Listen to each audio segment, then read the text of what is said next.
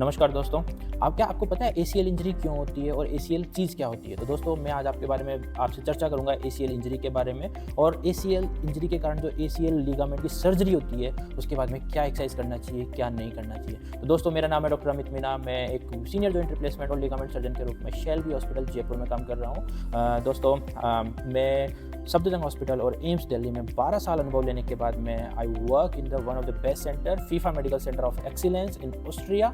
मैंने 1 साल वहाँ काम किया है। मैंने इटली में रिजोली ऑर्थोपेडिक इंस्टीट्यूट में काम किया है और साथ ही साथ में Fowler Kennedy Sports Medicine Clinic University of Western Ontario Canada में मैं काम किया है। तो दोस्तों मैं आज आपके सामने हिंदुस्तान से लेकर यूरोप और नॉर्थ अमेरिका में एक जो प्रॉपर रिहेबिलिटेशन होता है आफ्टर एसीएल इंजरी उसके बारे में आप चर्चा करूंगा। एसीएल चीज़ क्या है? एसीएल एक लिगामेंट होता है अपने घुटने के अंदर जिसका काम होता है कि आपकी जो शिन बोन टीबिया जिसको बोलते हैं और फीमर बोन जो थाई बोन होती है उन दोनों के बीच में एक रस्सी की तरह काम करता है, उन दोनों के बीच में एक स्टेबिलिटी प्रोवाइड करता है। दोस्तों बहुत कॉमनली सुनने में आता है कि फुटबॉल में एसीएल इंजरी हो जाती है, क्रिकेट में भी कई बार होती है। तो ये सब एसीएल जो इंजरी होती है specially motor vehicle accident, bike वगैरह एक्सीडेंट में भी बहुत कॉमनली लिगामेंट टूट जाते हैं आपके घुटने के। तो इन सब में पाया जाता है कि हाँ एसीएल इंजरी हुई है, ऑपरेशन भी आप करवा लेते हैं लेकिन फिर भी आपके रिजल्ट कभी भी उतने अच्छे नहीं आते। तो दोस्तों मैं आज आपको यही बताने के लिए आया हूँ कि एसीएल जो सर्जरी होती है उसमें सर्जरी के साथ साथ में जो रिकवरी रिहेबिलिटेशन में जो एक्सरसाइज होती है उनका भी बहुत महत्वपूर्ण रोल होता है। तो आज हम आपको यही बताएंगे कि एसीएल में आफ्टर सर्जरी क्या क्या एक्सरसाइज करें, कब करें, कैसे करें। तो दोस्तों मैं और मेरी टीम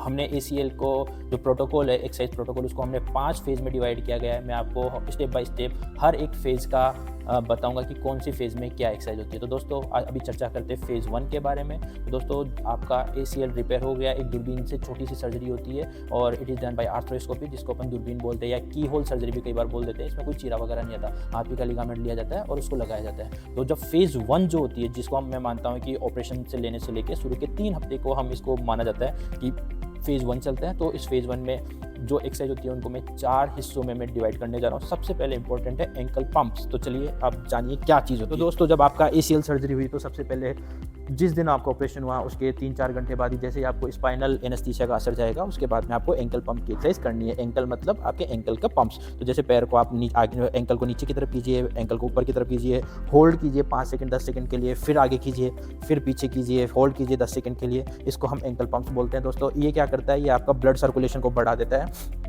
और साथ ही साथ में आपका जो पेन और स्वेलिंग होती है उसको भी डिक्रीज करने में मदद करता है। तो दोस्तों ये हो गई एक एंकल पंप। दूसरी सबसे इंपॉर्टेंट एक्सरसाइज होती है जिसको मैं मानता हूँ कि इनिशियल फेज जो फेज़ 1 बोलता है उसमें बहुत महत्वपूर्ण है। क्यों? क्योंकि ऑपरेशन के बाद में एक स्टिफनेस आना एक आम बात हो जाती है। बहुत सारे लोग होते हैं ऑपरेशन करा लेते हैं लेकिन उनका पैर कभी मुड़ नहीं पाता है क्योंकि स्टिफ आ जाता है। तो दोस्तों ऑपरेशन के बाद में सबसे महत्वपूर्ण चीज़ है एक्सटेंशन। एक्सटेंशन का मतलब है आपको फोकस करना है कि पैर आपका पूरा सीधा होए। तो इस चीज़ को जैसे मैं आपको अभी समझाना चाहूँगा कि जैसे ये पैर है आप बिल्कुल सीधा ऊपर की तरफ उठाइए। इसको आप देख रहे हैं हील मेरी जो एडी है अभी नीचे टच नहीं है, हील ऊपर है। ये देखिए ये टच है, ये ऊपर है। इसको बोलते हैं फुल एक्सटेंशन। यहाँ पे ये जो मेरी क्वाड्रिसेप्स मसल है ये बिल्कुल टाइट है। देखिए ये बिल्कुल टाइट किया मैंने इसको और हील ऊपर की तरफ आई। तो इसको हम एक्सटेंशन बोलते हैं। शुरुआत में ये आना बहुत मुश्किल होता है तो इसके लिए हम क्या करते हैं जैसे टाल रोल हो गया या बेडशीट रोल हो गया या कई बार पिल्लो होता है हम हील की तरफ रखते हैं। मेरे पास सहूलियत के लिए एक रोल है तो मैं आपको इसके साथ में बताता हूँ। दोस्तों जैसे मैंने अभी ये रोल यहाँ पे अपनी हील की तरफ रखा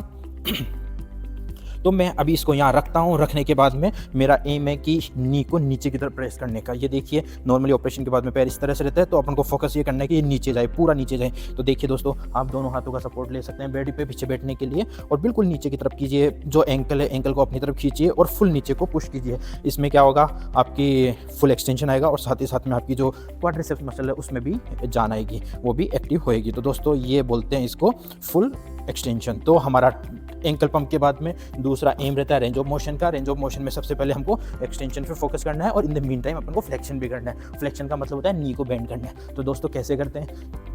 जैसे ये आपका हॉस्पिटल का बेड है, हॉस्पिटल के बेड पे आप बिल्कुल सीधे लेटे हुए हैं। अब आपको धीरे धीरे सपोर्ट के साथ में आप बेंड कीजिए, बेंड कीजिए, बेंड कीजिए। अगर मान लीजिए नहीं हो रहा है तो आप दूसरे पैर का, क्योंकि एसीएल में हम नॉर्मली एक पैर का एक बार में ही करते हैं, तो जो दूसरा जो नॉर्मल पैर है उसको आप अपने दूसरे जिस पैर का ऑपरेशन हुआ है उस पर एंकल पे रखिए और उससे पीछे की तरफ उसको पुश कराइए, पुश कराइए, पुश कराइए। तो एक ये तरीका होता है। फिर जब आप नी बेंड हो जाता है आप वापस स्ट्रेट कर सकते हैं। दूसरा तरीका एक सहूलियत के लिए ये भी है कि जैसे मान लीजिए आपके पास में कोई टाल है या कोई बेडशीट है या कोई चुन्नी वगैरह कुछ भी है तो आप इसको यूज़ कर सकते हैं। कैसे करना है आपको? जैसे मान लीजिए इतना बेंड हुआ तो आप जो पैर है, पैर के नीचे की तरफ इसको मैं अभी दिखेगा, पैर के नीचे की तरफ आपने इसको किया और साथ में धीरे धीरे इसको पुश कर रहे हैं, धीरे धीरे आप करते रहिए। तो इस तरीके से ये आपका पैर बैंड होएगा। फिर यहाँ होल्ड करके रखिए 10 सेकंड के लिए और फिर सीधा कीजिए, फिर आप बैंड कीजिए, होल्ड कीजिए 10 सेकंड के लिए और फिर आप पैर को सीधा कर सकते हैं। तो दोस्तों ये 2 चीज़ होती है, इससे आपका रेंज ऑफ मोशन आ जाएगा। रेंज ऑफ मोशन का मतलब है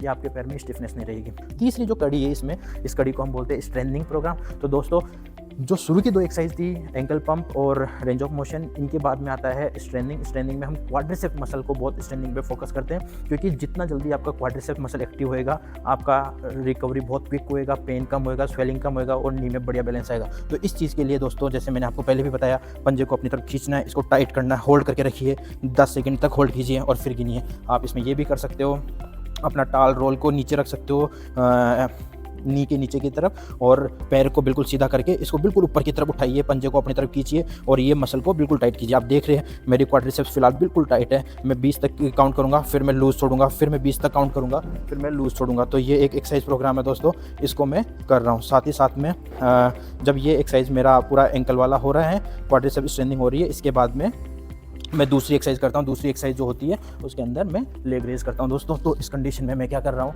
बिल्कुल लेटा हुआ हूँ और दोनों पैरों को, एक पैर को मैंने उठाया, पंजे को अपनी तरफ खींचा, होल्ड करके रखा। बिल्कुल देखिए, आप देखेंगे कि पैर बिल्कुल स्ट्रेट है, एंकल मेरी तरफ खींचा हुआ है और उसके बाद में मैं 20 सेकंड तक होल्ड करके रखा हुआ हूँ। फिर मैं नीचे आने देता हूँ, फिर मैं ऊपर लेके जा रहा हूँ, फिर इसको मैं होल्ड किया हूँ, फिर मैं इसको 20 सेकंड बाद में नीचे लाता हूँ। तो ये एक एक्सरसाइज है दोस्तों, इससे आप देखेंगे क्वाड्रिसेप्स से बहुत स्ट्रेंथिंग आती है। तो 2 एक्सरसाइज मैंने आपको रेंज ऑफ मोशन की बताई, 2 एक्सरसाइज मैंने आपको स्ट्रेंथिंग की बताई और मैं सबसे लास्ट में आपको बताता हूँ स्ट्रेचिंग की। तो दोस्तों स्ट्रेचिंग एक बहुत इंपॉर्टेंट एक्सरसाइज है। इसमें आपको क्या करना है कि आप बिल्कुल पैर सीधे स्ट्रेट करने हैं और जितना ज़्यादा अपने हाथों से अपने पंजे को टच करने की कोशिश करना है। बिल्कुल जाइए। आप देखेंगे कि नीचे की तरफ आपको एक खिंचाव आएगा अपने पैर में, बट ये बहुत आम बात है क्योंकि ये एक स्ट्रेचिंग का पार्ट है।